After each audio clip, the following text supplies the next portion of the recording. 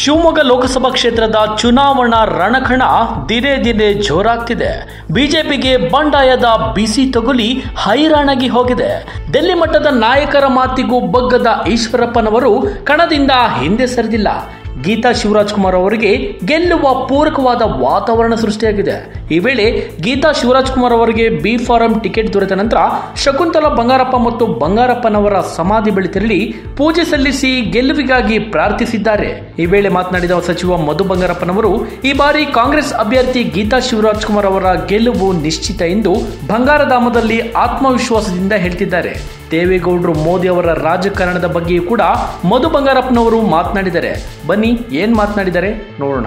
ಆಮೇಲೆ ನಮಗೊಬ್ಬರಿಗೆ ಯೋಗ್ಯತೆ ಗೌರವದಿಂದ ಮತ ಹಾಕಿ ಕೇಳ್ತಕ್ಕಂಥ ಹಕ್ಕಿರೋದು ನಮಗೆ, ಬೇರೆ ಯಾರ ಪಕ್ಷದವರು ಉಳ್ಕೊಂಡಿಲ್ಲ.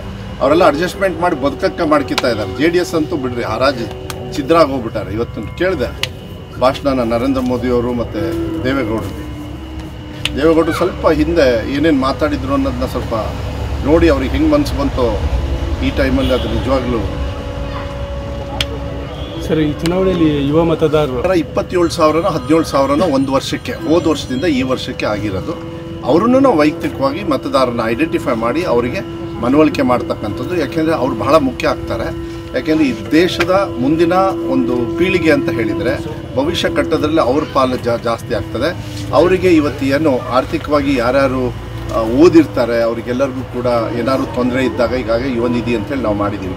ಅದಕ್ಕಿಂತ ಹೆಚ್ಚಾಗಿ ಸುಮಾರು 1 ಲಕ್ಷ ಕೊಡಬೇಕು ಸ್ಟೈಫಂಡ್ ಅಂತ ಹೇಳಿ ಒಂದು ಘೋಷಣೆಯನ್ನು ರಾಷ್ಟ್ರ ಮಟ್ಟದಲ್ಲಿ ಮಾಡಿದೆ. ಇಂಥದ್ದು ನನಗನ್ಸುತ್ತೆ ಬಹಳ ಮುಖ್ಯ. ಅದ್ರ ಜೊತೆಗೆ 1 ಲಕ್ಷ ಹೆಣ್ಣು ಮಕ್ಕಳಿಗೆ ಆರ್ಥಿಕವಾಗಿ ಬಿಲೋ ಪ್ರಾಪರ್ಟಿ ಲೈನ್ BPL ಅಲ್ಲಿ ಇರ್ತಕ್ಕಂಥವ್ರನ್ನ ಐಡೆಂಟಿಫೈ ಮಾಡ್ಕೊಡೋದು ಅದು ಕರ್ತವ್ಯ. ಯಾಕೆಂದರೆ ಬದುಕಬೇಕು. ಮನುಷ್ಯರಾದ ಮೇಲೆ ಬರೀ ಅದಾನಿ ಅಂಬಾನಿ ಜೋಬಲ್ಲಿ ದುಡ್ಡಿರೋದಲ್ಲ, ಬಡವ್ರ ಕೈಯಲ್ಲಿ ದುಡ್ಡಿದ್ರೆ ಮಾತ್ರ ದುಡ್ಡು ನಾ ಹೇಳ್ತಾ ಇರ್ತೇನಲ್ಲ, ಬಾಡಿಗೆ ಬ್ಲಡ್ಡು, ಮಾರ್ಕೆಟಲ್ಲಿ ದುಡ್ಡು, ಅದಿದ್ದಾಗ ಮಾತ್ರ ಇಂಜಿನ್ ಚೆನ್ನಾಗಿ ಓಡಾಡುತ್ತೆ. ಅದು ಇಂಜಿನ್ ಚೆನ್ನಾಗಿ ಓಡಾಡಬೇಕು ಅಂದರೆ ಎಲ್ಲ ರಾಜರು ಇದ್ರ ಕೈಲಿ ಕೊಟ್ಟರೆ, ಸಾಫ್ಟ್ವೇರ್ ಕೈಲಿ ದುಡ್ಡು ಕೊಟ್ಟರೆ ಬ್ಯಾಂಕಾಗಿ ಇಟ್ಕೋತಾರೆ, ನಿಮ್ಮ ಜೋಬಲ್ಲಿ ಖಾಲಿ ಆಗುತ್ತೆ, ಭಿಕಾರಿಗಳಾಗ್ತೀವಿ ನಾವು ಹಂಗೆ ಮಾಡೋಕ್ಕೆ ಹೋಗಲಿಲ್ಲ. ಆ ಸರ್ಕಾರದ ಏನು ತೆರಿಗೆ ಹಣ ಇರ್ತದೆ ಅದು ಬಡವರ ಜೋಬಿಗೆ ಹಾಕಬೇಕು, ಬಡವರ ಸಹಕಾರಕ್ಕಾಗಬೇಕು. ಇವತ್ತು ಬಿಜೆಪಿ ಚುನಾವಣಾ ಪ್ರಣಾಳಿಕೆಯನ್ನು ಬಿಡುಗಡೆ ಮಾಡಿದೆ ಕೇಂದ್ರದಲ್ಲಿ, ಅದ್ರ ಬಗ್ಗೆ ಏನು ಹೇಳ್ತಾರೆ? ನಾನು ಅದಂತೂ ನೋಡೋಕ್ಕೆ ಹೋಗಿಲ್ಲ. ಯಾಕೆಂದರೆ ಸುಳ್ಳು ಅನ್ನೋದನ್ನ ಯಾವನಾರು ಓದ್ತಾರ? 15 ವರ್ಷದೊಳಗೆ ಎಷ್ಟು ಲಕ್ಷ ಬಂತು ರೀ? ನಿಮಗೆ 15 ಲಕ್ಷ ಬಂತ? ಇನ್ನೂ ಅರ್ಜಿ ಹಾಕಿನ ಕೂತ್ಕೊಂಡಾರ ಬಿಜೆಪಿ ಮುಖಂಡರ ಅರ್ಜಿ ಹಾಕಿನ ಕೂತ್ಕೊಂಡಾರ 15 ಲಕ್ಷ ಬರುತ್ತೆ ಅಂತ. ಇನ್ನೂ ಬಾಯಿ ಬಿಡ್ಕೊಂಡು ಅವ್ರಿಗೆ ಬಂದಿದ್ದು ಏನು ಅಂದರೆ 2,000 ರೂಪಾಯಿ ನಮ್ಮದೇ, ಮನೆ ಬೆಳಕಾಗಿದ್ದು ನಮ್ಮದೇ, 5 kg ಎಕ್ಸ್ಟ್ರಾ ಅಕ್ಕಿ ಕೊಟ್ಟಿದ್ದು ನಮ್ಮದೇ. ಈ ಥರ ಹೇಳ್ಬೇಕಂದ್ರೆ ಬೇಕಾದಷ್ಟಿದೆ. ಅವ್ರ ಮನೇಲಿ 32 ವರ್ಷದಿಂದನೂ ಅವ್ರ ತೋಟದಾಗೆ, ನಿಮ್ಮ ತೋಟದಾಗೆ ಏನಾದ್ರು ಫ್ರೀಯಾಗಿ ಕರೆಂಟು ಇದೆ, ಪಂಪ್ ಸೆಟ್ಟು, ನೀವು ನೀರು ಹಾಸ್ತಾ ಇದ್ದೀರಿ ಅಂದರೆ ಬಂಗಾರಪ್ಪಾಜಿಯವರು ಕಾಂಗ್ರೆಸ್ ಪಕ್ಷ ಕೊಟ್ಟಿರ್ತಕ್ಕಂಥ ಕಾರ್ಯಕ್ರಮ 32 ವರ್ಷದಿಂದ ಇವತ್ತು ಜೀವಂತವಾಗಿದೆ, ಮುಂದೂ ಕೂಡ ಇರ್ತದೆ. ಅದೇ ನಮಗೆ ರೈತರಿಗೆ ಒಂಥರ ಆಕ್ಸಿಜನ್ ಇದ್ದಂಗೆ. ಹಿಡ್ತಾ ಇಲ್ಲ, ಅವರ ಸ್ಥಾನಕ್ಕಾದರೂ ಯೋಚನೆ ಮಾಡ್ಕೊಂಡು ಮಾತಾಡಲಿ ಅಂತ ಬಿಟ್ಟು ಹೇಳ್ತಾ ಇದ್ದಾರೆ.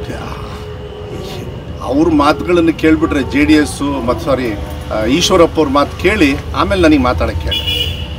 ನನಗೆ ಕೇಳೋ ಯೋಗ್ಯತೆನೇ ಇಲ್ಲ ಅವರಿಗೆ. ಅವರು ಕುಟುಂಬ ಸದಸ್ಯರಾಗಿರ್ತಕ್ಕಂಥ ಈಶ್ವರಪ್ಪ ಅವ್ರು ಮಾತಾಡ್ತಾ ಇರೋದಕ್ಕೆ ಸಾಕಾಗಿಲ್ಲ ಅವರಿಗೆ. ಅವ್ರ ಮುಖ ತುಂಬ ಹೊಲಸು ರಾಡಿ ನನ್ನ ಬಗ್ಗೆ ಯಾಕೆ ಮಾತಾಡ್ತಾರೆ? ನಂದು ಕಂಟ್ರೋಲ್ ಇರೋದೇ ಇಲ್ಲ, ಯಾವಾಗಲೂ ಗುಡ್ ಕಂಟ್ರೋಲಲ್ಲಿದೆ, ನಮ್ಮದು ಗ್ಯಾರಂಟಿ ಕಂಟ್ರೋಲಲ್ಲಿದೆ. ಅವರು ಬರೀ ಸುಳ್ಳು ಕಂಟ್ರೋಲ್. ಅವರೆಲ್ಲ ಏನು ಗೊತ್ತಾ, ಅವರೆಲ್ಲ ವೇಸ್ಟ್, ಒಂಥರ ವೇಸ್ಟ್ ಬಾಡಿಗಳು ಅಂತಾರಲ್ಲ, ಅವರು MLC ಅವರಿಗೆಲ್ಲ ಉತ್ತರ ಕೊಡ್ಕೊಂಡು ಕೂತ್ಕೊಳ್ಳೋದಕ್ಕಾಗತ್ತ? ಡಿಸ್ಟ್ರಿಕ್ಟ್ ಮಿನಿಸ್ಟ್ರು ಜವಾಬ್ದಾರಿ ಅದಕ್ಕೆ ಕೊಟ್ಟಾರೆ. ಕೇಳಿದ್ರಲ್ಲ ಸಚಿವ ಮಧು ಬಂಗಾರಪ್ಪನವರ ಮಾತುಗಳನ್ನ. ನಂತರ ಶಿವಮೊಗ್ಗ ಲೋಕಸಭಾ ಕ್ಷೇತ್ರದ ಕಾಂಗ್ರೆಸ್ ಅಭ್ಯರ್ಥಿ ಗೀತಾ ಶಿವರಾಜ್ಕುಮಾರ್ ಅವರು ಕೂಡ ಮಾತನಾಡಿದ್ದಾರೆ. ಈ ಬಾರಿ ಗೆಲುವು ನಿಶ್ಚಿತ ಎಂಬ ವಿಶ್ವಾಸವನ್ನು ವ್ಯಕ್ತಪಡಿಸಿದ್ದಾರೆ.